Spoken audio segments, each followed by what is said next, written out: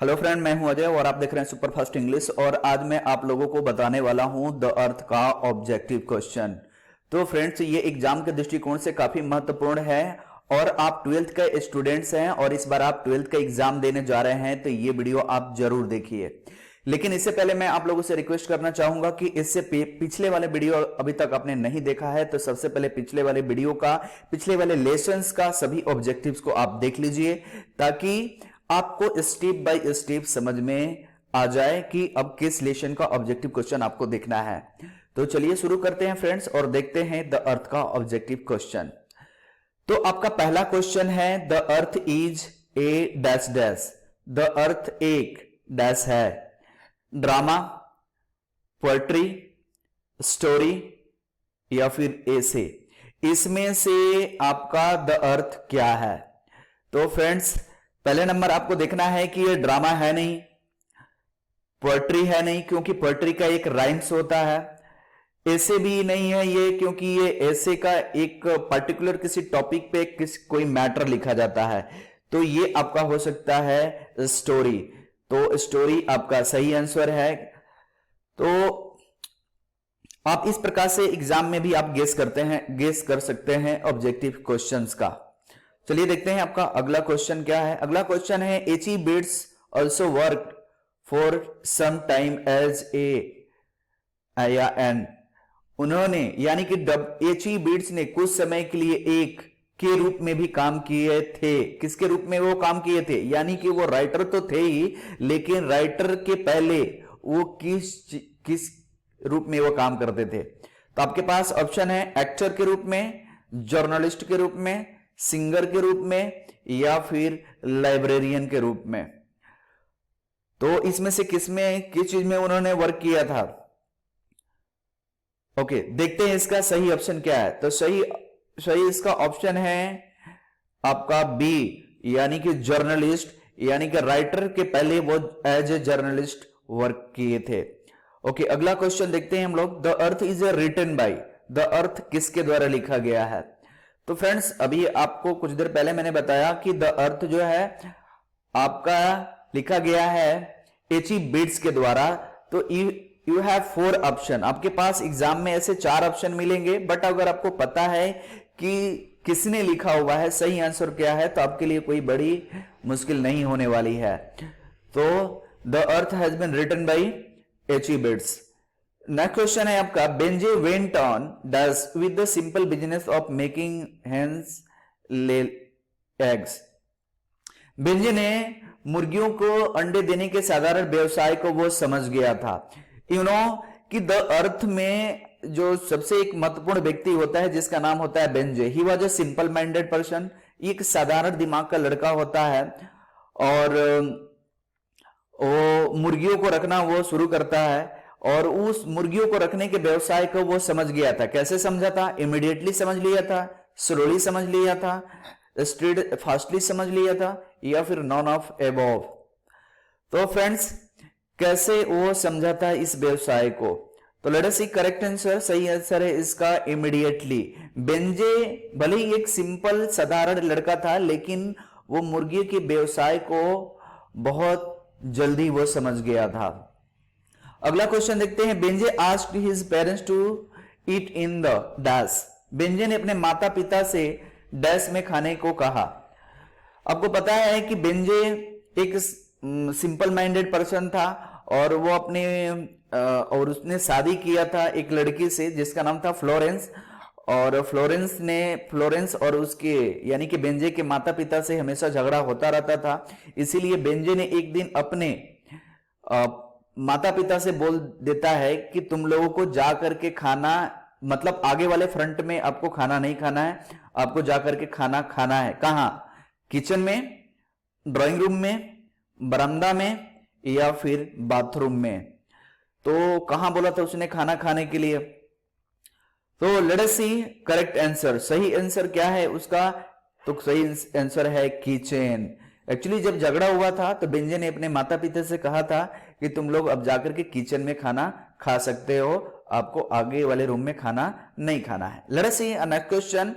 बेंजे bought the land from. Benjy ने से जमीन खरीदा था? किससे जमीन खरीदा था? सेंडर से, पीटर से, जॉर्ज से या फिर जॉन से?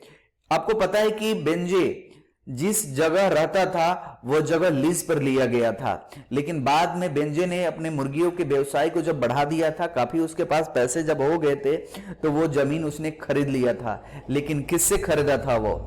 तो चलिए देखते हैं सही आंसर। सही आंसर है इसका सेंडर्स। तो सेंडर्स से उसने वो जमीन को खरीदा था। अगला क्वेश्चन है, Johnson was a poor dash. Johnson एक गरीब डैश था। जॉनसन कैसा था? टीचर था, डॉक्टर था, कारपेंटर था या फिर फार्मर था? तो इसमें से क्या था जॉनसन? तो देखिए, जब कभी भी बात होती है गरीबों का, तो गरीबों हमेशा दर्शाया जाता है फार्मर्स को, तो इसीलिए इसका करेक्ट आंसर होगा आपका फार्मर, यानी कि जॉनसन एक गरीब किसान था। Let us see a next question. अगला क्वेश्चन है आपका, Benjy parents did not like dash because of grey eye. Grey आंखों की वजह से बेंजे के माता पिता को डैश पसंद नहीं थी। कौन पसंद नहीं थी? फ्लोरेंस, मैरी, एन या फिर सीखा? इसमें से किसी एक बेंजे के माता पिता को पसंद नहीं थी। वो कौन थी? तो दूसरा कौन हो सकता है? आपको पता है कि बेंजे ने शादी किया था फ्लोरेंस से, तो उसको वो लोग फ्लोरेंस के बिल्कुल पसंद नहीं करते थे। That's why Florence is correct answer. Florence आपका सही आंसर है। अगला क्वेश्चन है, for many years Benjy's father had been a local dash. Benjy के पिता कई वर्षों से क्षेत्रीय डैश थे। क्या थे? टीचर थे या फिर फार्मर थे, प्रीचर थे, डॉक्टर थे? तो फ्रेंड्स, मैं आपको बताना चाहूंगा कि बेंजे के फादर, अब बहुत से स्टूडेंट इसमें गलती कर सकते हैं कि वो बहुत वर्षों से फार्मर थे, तो वो फार्मर तो थे ही, बट इसके अलावा वो एक प्रीचर थे। इसका मतलब होता है उपदेशक, और वो गांव-गांव में घूम करके एग्रीकल्चर के बारे में वो उपदेश दिया करते थे। तो that's why preacher is correct answer. ये इसका सही आंसर है। अगला क्वेश्चन है, Johnson was in the position of dash land. Johnson को डैश भूमि पर अधिकार था। 4 एकड़, 2 एकड़, 5 एकड़, 6 एकड़, यानी कि जॉनसन को कितने भूमि पर अधिकार था, ये आपको बताना है।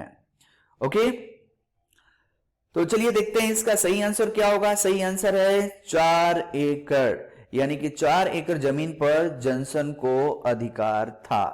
ओके, आगे देखते हैं। Florence was the wife of dash. Florence dash की पत्नी थी। जॉनसन का, बेंजे का, सेंडर्स या फिर चार्ल्स? तो इसमें तो मुझे नहीं लगता कि आपको किसी भी प्रकार का परेशानी होगा बताने में, क्योंकि ऑलरेडी मैंने एक्सप्लेन कर दिया हुआ है कि Florence was the wife of Benjy. Benjy की वो पत्नी थी। अगला क्वेश्चन है, Benjy left school at the age of.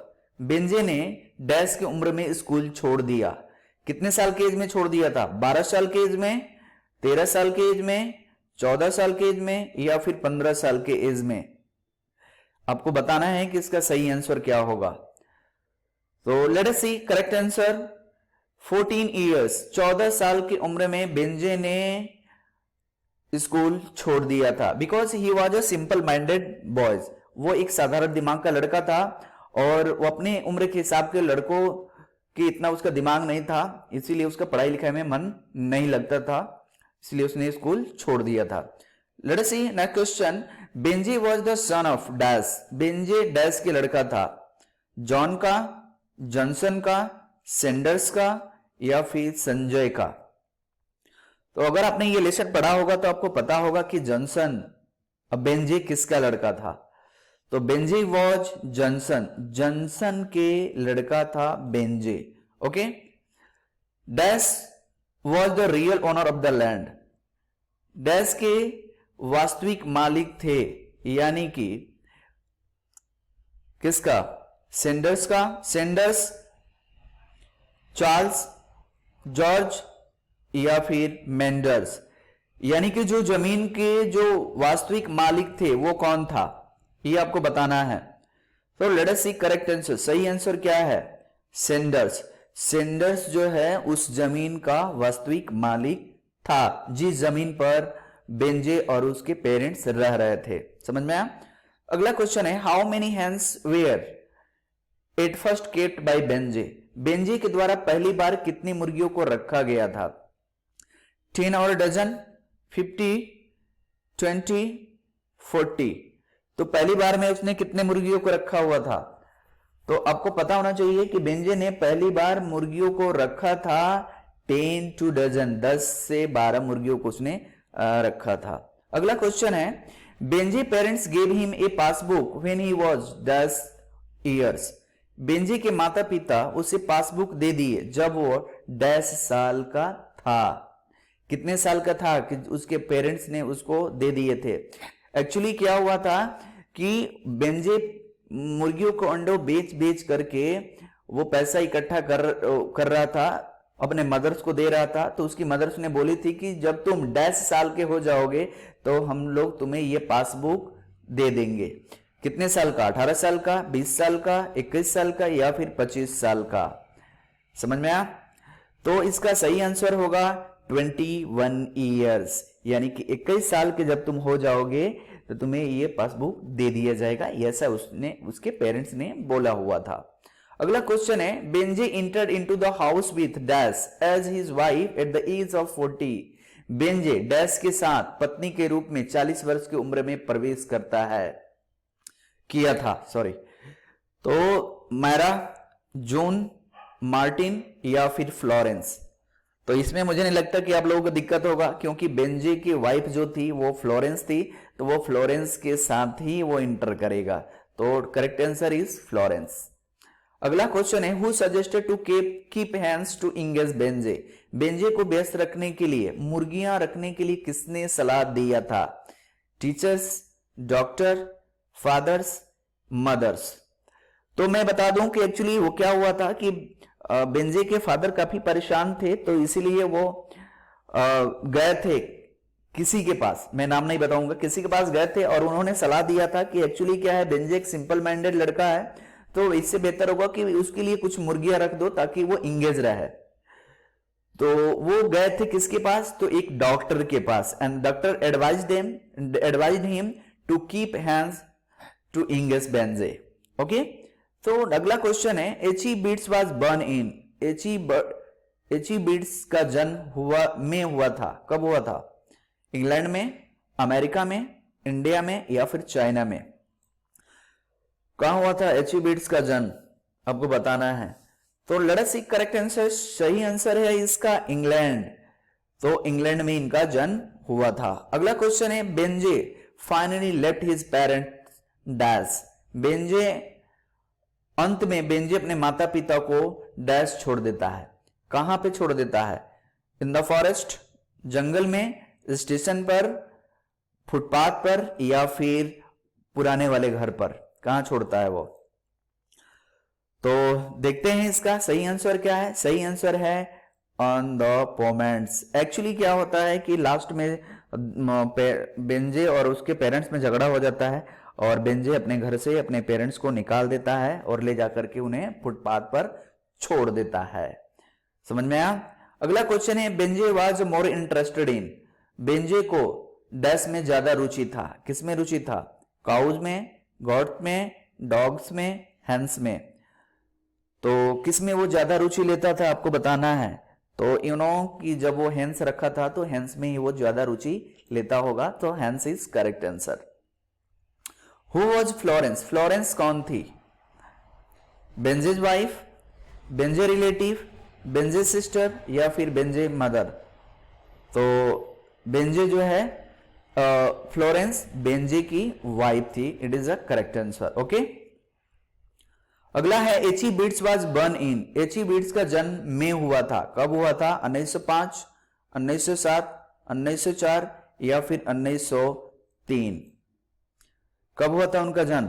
So let us see a correct answer. सही इसका आंसर है 1905 में हुआ था। H E Bates first novel was published when he was only dash year old. H E Bates का पहला novel, तो H E Bates का पहला नोवेल प्रकाशित हुआ